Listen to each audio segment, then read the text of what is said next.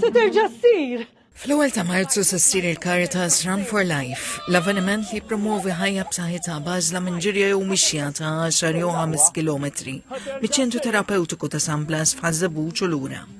Waqt ir-raba' edizzjoni tal-attività se jinġabru wkoll donazzjoni tas-servizzi tal-Caritas. Id-direttur tal-Caritas Anthony Gatt qal li minn sena l sena l-attività qed issir iżjed popolari.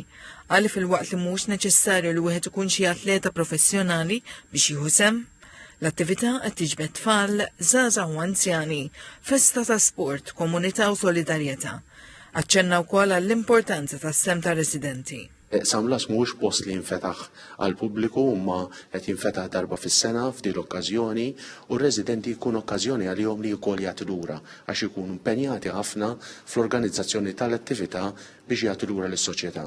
Andrew Pisani li jaħdem jitfit ma' dawk li qed jagħmlu l-programm ta' riabilitazzjoni qal li l-isport huwa ħolqa kruċjali fil-mixja tal-klijenti lejn riabilitazzjoni kompluta u dejjema. Kien hemm min li qatt m'għamel sport u llum taraħ li għandna llum għadu sar leader ta' trekking, mur jiġri, għandna li llum xi ħadd li kien resident qabad jagħmel sport, illum anke għamel Ironman, jiġifieri hawn min jibqa' għaddej ukoll jiskopri l-isport u jiġi parti minn ħajtu fl-aħħar mill-aħħar. Fisser kif permezz ta' firxa wiesa ta' programmi Caritas Malta temmel li fis-soċjetà tagħna kulħadd għandu l-bżonn ta' opportunitajiet fejn esperjenza sabiħ li tgħix u tgħix ħajja l-bogħod mis-sustanzi u dak kollu li jfixkel il-bniedem milli jgħix bid-dinjità sħiħa tiegħu. Fiċ-ċentru terapeutiku ta' San Blas fl-ewwel ta' Marzu.